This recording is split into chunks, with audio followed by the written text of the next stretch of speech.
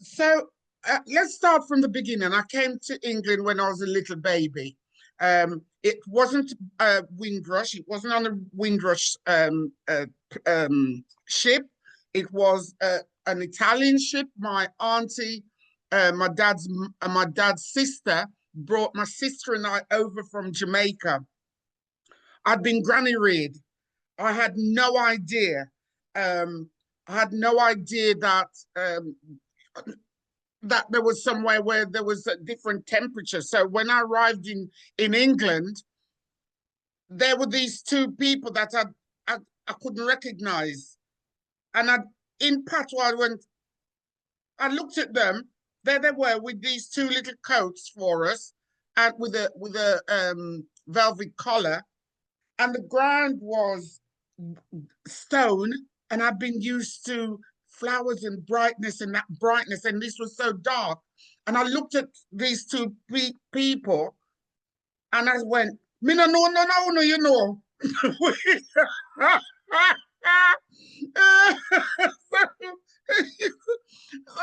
it, then they started crying. So they're crying their eyes out, "Lord, me pick, me pick." So they were crying away. And I didn't understand because I didn't remember them. So what had happened for the war efforts, a lot of the Caribbean people were asked to come and help in the war efforts. And so my father was called to help in the war efforts. When a lot of people now say that Caribbean people, Jamaican people, that now they say that we're immigrants. We are not immigrants. We've never been immigrants because England was the mother country. The Queen of Britain was the Queen of Jamaica as well. So we were asked to come over. So that was during the sort of times of being asked to come over. So my sister and I were on a ship, an Italian ship, where they spoiled me and my sister so much. And it was really lovely. So then to come and see this coldness, and then, of course, with the situation of seeing my parents for the first time again, and then after that, now we go and live in a brick house. We'd never seen all that. Anyway, obviously you get used to it. So then I went from infant school, junior school, senior school, all girls school. Then from there, went to a technical college. Technical college, everybody wanted to be secretaries. I didn't want to be secretary. Well, I wanted to be, landed up going into a technical college. But to cut things short, my parents had then had a clothing factory, manufacturers in the jewelry quarters in Birmingham. So they were first. They were the first to do that. Then Mama started to cook patties in the back, in the shed in the back garden, and people got to hear that Miss Gia make patties, and they would come and they would, and then it landed up turning out into having a takeaway, that people was coming from all over the country to have takeaway food. They were going from Nottingham, London to come and eat food. So that happened, and we were delivering things like this. In the meantime, my sister and I, all this happened, we decided we want to be singers. So I started doing singers, we were doing the clubs and all these sorts of things. So the entertainment part and the food part comes in, that I've learned so much. I'm British as far as I'm concerned. I'm British, Jamaican British. That's what I am. So, and the other thing is, I happen to love people. So joining in with people, entertaining people, that's all my forte. So when I was doing the singing, my dad and mom said, you need to get a proper job. So I went to the College of Food and trained, and I'm a master baker, passed out with distinction, things like that, which was great, lovely. Opened my Caribbean restaurant and had people from all over the world coming to that. The biggest star that ever came to my restaurant, Muhammad Ali. It was fantastic. Wow. Unbelievable. Over 2,000 people outside the restaurant. It was phenomenal. And at the time, my son James is a baby. He had James in his arm, and on James's shirt there was on the shirt was was Trump, and Muhammad Ali held him. So I'm going back a lot of ways.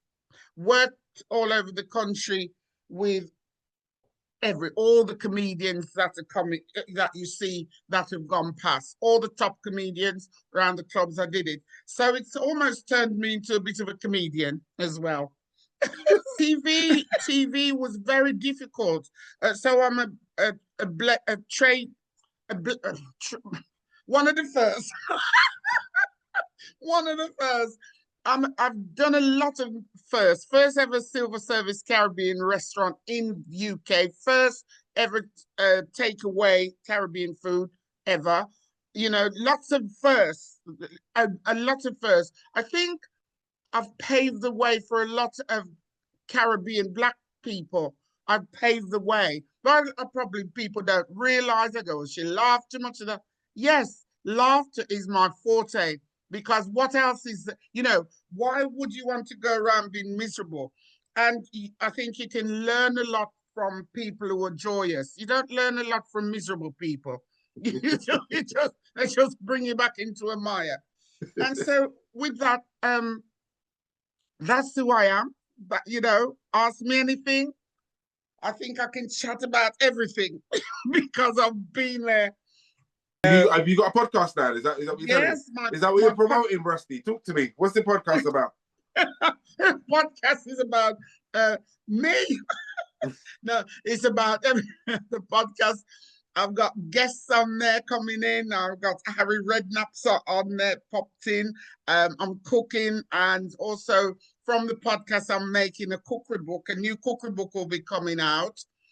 So I'm excited about that. I've got a one-woman show coming up, so which I'll be taking around the country. Hopefully it'll go well. Saturday, the 18th of October, that is, in Portsmouth. So come along, and there's going to be a surprise on the show.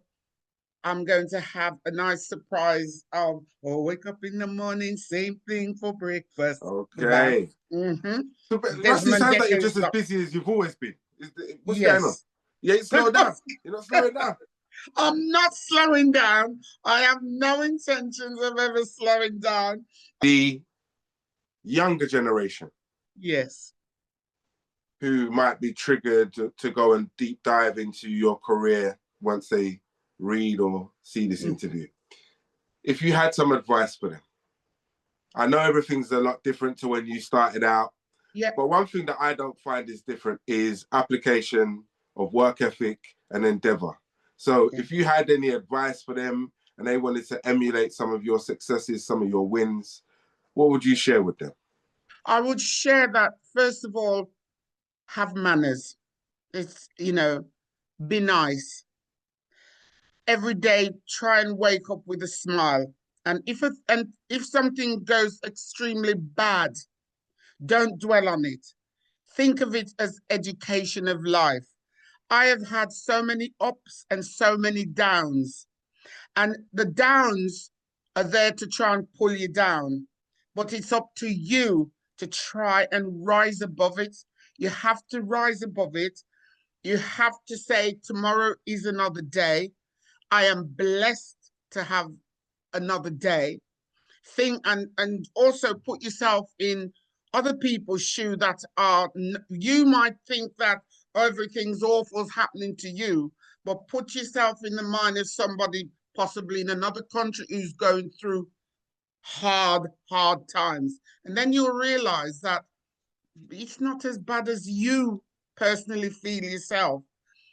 What I found out in my later years now is this, that the universe is an amazing thing. And if you wake up and you give it that you're miserable all the time, that's what it's going to, he thinks, oh, that's what they want, to be miserable. And it'll give you miserability. if you wake up with a joyful spirit and happiness, you will have joy all day. And then you just repeat that the next, when you get up, just thank God for a wonderful day and go forward. Thanks for sharing that, Rustie. What's the name of your podcast and where can people find it? Oh, it's great. Spice Up Your Life. It's with my lovely son. You asked earlier what was one of the best things. One of the best things is having had James, actually, my son. It's my only child. Having got someone who's really yours. It's really great. Joy having that fabulous feeling of having someone to care about. That is my joy. More power to you and him. All right. I appreciate your time, Rustie. It's been a pleasure talking to you. Joel, it's been Is there lovely anything else you want to share with us before we part ways? So I'll be doing my pantomime and I'm playing the Genie of the Lamp in Portsmouth.